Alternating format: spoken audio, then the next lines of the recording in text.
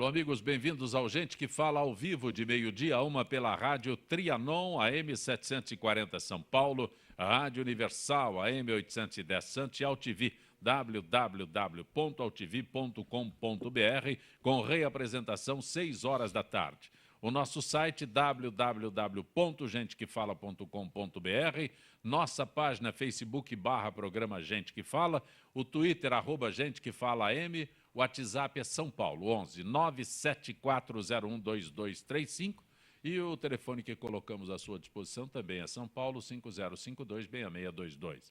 Participando desta edição de Gente que Fala, o escritor palestrante César Romão. Posso parar por aí, César? Boa tarde. Já está bom, meu querido amigo Zancopé, que acompanha a minha carreira desde o início.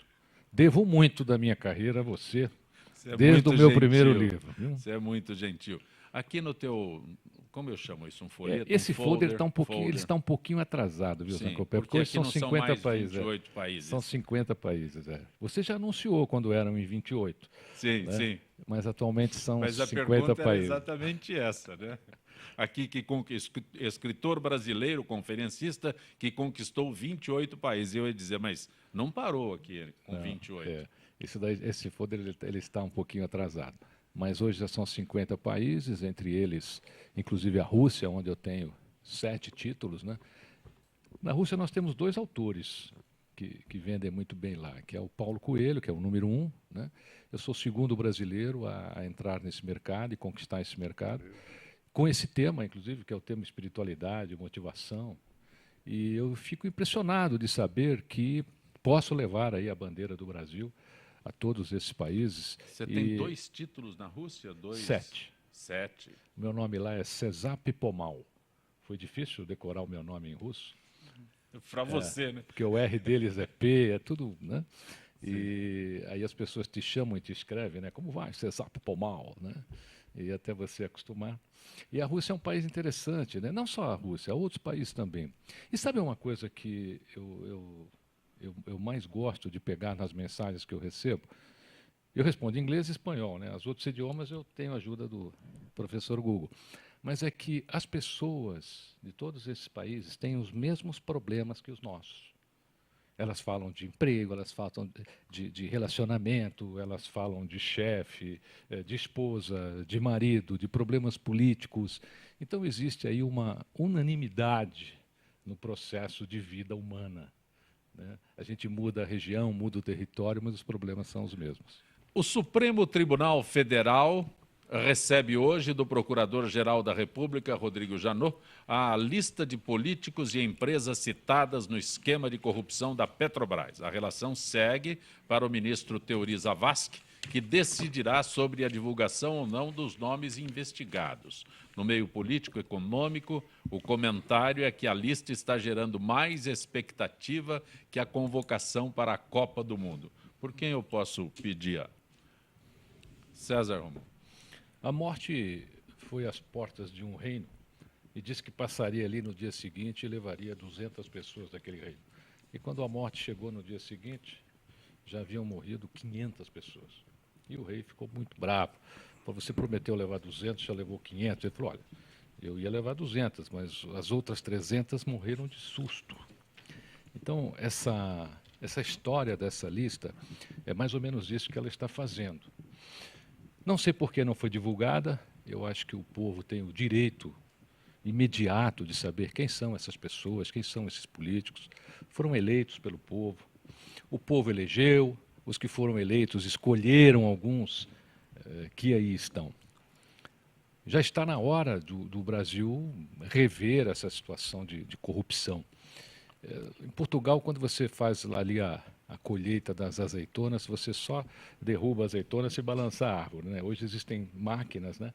Tratores que ficam ali balançando a árvore e colhendo as azeitonas. E é isso que tem que ser feito aqui. Tem que balançar esta árvore, tem que encontrar quem foi o culpado, quem são essas pessoas. Eu acho que a mídia tem a obrigação de noticiar para que a gente tente limpar um pouquinho essa dignidade, né, que o Brasil vem perdendo no seu meio político. Quando Getúlio Vargas disse o petróleo é nosso, né, Eu acho que esse governo aí interpretou a frase de maneira errada, né? Então é nossa. Tem um ponto nesse assunto da Petrobras. Petrobras é nossa. É, nossa, é Vamos tudo nosso. adaptar os O Getúlio tempos. disse que é nosso, né? O Sindicato dos Petroleiros, por exemplo, na minha opinião, assistiu tudo isso. E não houve nenhum tipo de manifestação, e ninguém ainda comentou por que essa ausência do Sindicato dos Petroleiros no caso da Petrobras. Essa semana, um jovem... César, houve manifestação deles, sim. Inclusive uma manifestação muito séria que eles lançaram publicamente e na Band News com... Está me fugindo o nome do entrevistador, mas eles fizeram uma manifestação muito clara de defesa da Petrobras e da cautela que deveria exigir. Mas participaram um pouco do processo de denúncia, porque, na minha opinião, eles acompanharam tudo isso, sabiam e participaram um pouco do processo de denunciar isso ao público antes que a mídia trouxesse à tona. Essa semana, no final de uma palestra, um jovem me perguntou, Zancopé, qual seria a minha solução para a política brasileira. Eu tenho um artigo que eu escrevi há algum tempo, chama-se A Solução para a Política no Brasil é o Voto Reverso. Então você vota no candidato. Depois de 2 anos, você tem o direito de pegar o seu comprovante de voto e retirar, se você achar que o candidato não é adequado para você. E aí, se o candidato tiver uma retirada de voto equivalente ao índice que não o elegeria, ele tem que deixar o cargo. Que nós estamos conversando aqui, não vamos esquecer que a nossa querida presidente várias vezes disse que ela estava tomando providências para verificar os malfeitos que estavam ocorrendo na Petrobras. Primeiro, ela não tem nenhuma influência no Ministério Público, muito menos na Polícia Federal. São instituições de governo e não da política hoje perante o PT, o PSDB, seja o governo que vai estar. Instituições de governo, não do governo. Exatamente. Mas a nossa presidente... E há uma outra coisa que a gente tem que deixar bem claro. O que se está fazendo hoje no Paraná não é em relação a 2 ou 3 diretores da Petrobras. É em relação ao governo que aí está e que montou essa situação dentro da empresa Petrobras. Exatamente. Essa é a grande verdade. Nós temos que diferenciar isso. Eu fico assustado quando a imprensa, enfim, até por falta de conhecimento talvez mais profundo, divulga como se a política que está imperante hoje no país, ou seja, a presidência da República é que está dando condições para a verificação do que ocorreu e está ocorrendo na Petrobras. Não é verdade. Mas a presidente resolveu o problema todo, né? A culpa é do Fernando Henrique Cardoso. Você quer falar de chuva, César? Só me resta fazer a dança da chuva, se você quiser me Fevereiro acompanhar. disse que foi muito bem de chuva. Parece que o nosso governador Geraldo Alckmin está contando aí com as águas de março que encerram o verão. Cacique Cobra Coral. Veremos. Quem, Estélio? O governador contratou o Cacique Cobra Coral. Não tem dado muito certo, não. Mas, doutor Marcos, afetado pela crise econômica com dólar em alto, crescimento em baixa, déficit nas contas, o Brasil promove mais um ajuste fiscal. Para os sindicatos, as mudanças na lei atingem diretamente os trabalhadores. Podemos colocar dessa forma? Existe manifestação oficial, tudo mais, de parte do ministro, mas eu gostaria de saber a parte que atinge os trabalhadores. O senhor coloca um item que todo mundo diz, a Previdência é deficitária. Eu não concordo com isso. A Previdência não é deficitária. Sim. É que os recursos que são arrecadados para a Previdência não vão para a Previdência. Então, quando o senhor diz nessa redução, a Previdência não é deficitária. Eu parti de uma premissa que é uma premissa dada para evitar um debate anterior, que é um debate muito de natureza ideológica, porque se você pegar, o governo vai dizer que é deficitário, se você pegar associações de fiscais, vai dizer que não é deficitário. Então, para evitar essa questão ideológica, eu pessoalmente também acho que não seja deficitária. A nossa Previdência, Excelência, é uma das, em termos de operação previdenciária, é uma das melhores do mundo. A nossa é melhor até que a americana. Só que o problema da Previdência no Brasil é o mesmo de outros órgãos públicos, é gestão. E, normalmente, gestão fraudulenta. A gente vê notícia a todo momento. A Georgina, né? Lembra da Georgina? Uma carimbadora que tirou milhões da Previdência e ficou lá durante anos desviando dinheiro. Carimbando, uma carimbadora. Conseguiu fazer uma fraude imensa na Previdência. Os aposentados fantasmas, que a todo momento a gente vê notícias. Então, o problema da Previdência é uma questão de gestão. Eu não acho que o trabalhador tem que pagar pela má gestão do governo. O governo teria que arrumar a casa. Olha, César, você toca num assunto que eu gostaria de desviar um pouquinho do aspecto jurídico para que a gente possa ter um entendimento mais amplo, né? Claro. Gestão é uma questão séria nesse país, não é? Nós estamos falando, penalizando os trabalhadores, quando, na verdade, nós temos aí 39 ministérios. Nós temos um inchaço violentíssimo na área, por exemplo, do Congresso Nacional. Nós temos um desperdício que o governo pratica, que dariam, acredito eu, doutor Marcos, mais do que 50 bilhões. E eu falo isso porque eu estive no Ministério da Justiça e pude, algumas vezes, brincar até com o ministro da Fazenda, quando eu dizia que os números do governo federal são imbatíveis, não bate um com o outro.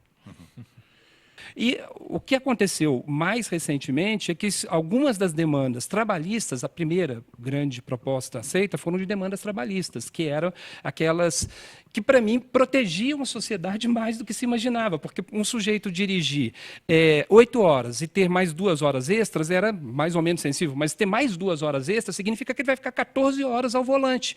E esse sujeito, 14 horas ao volante, com redução de jornadas de descanso e assim por diante, que eram coisas conquistadas do trabalhador, me parece que é o retrocesso. É o contrário ao que aquele trabalhador de proteção tinha. Aí você fica perguntando a quem realmente interessa essa greve. Então, assim, são questões muito sensíveis e que a gente ainda tem que olhar bem, até para evitar que esses interesses poluam, né? Excelência, toda essa análise cai justamente no campo da gestão. Quer dizer, as pessoas que programam isso não têm a mínima noção do que é gestão. Estélio, ontem eu vi uma notícia na CNN que a Nigéria não tem mais gasolina. Ela é uma questão de outro lado, refino, né? Por outro lado, foi uma das maiores São produtoras filas de petróleo, dias para abastecer. Uma das maiores produtoras de petróleo, junto com o México e Venezuela. E como é que um país que produz tanto, né, tem tanto petróleo, não tem a gasolina? Quer dizer, é o problema da má gestão. A má gestão deixa entrar a corrupção, deixa entrar o interesse próprio, você perde o interesse pela sociedade, pelo país, o que vale é o seu interesse individual. A Nigéria é um grande exemplo disso essa semana. César, deixa eu fazer uma colocação. Eu passei a década de 70 estudando. Né? Aí, de 70 até 79 eu não fiz outra coisa na vida.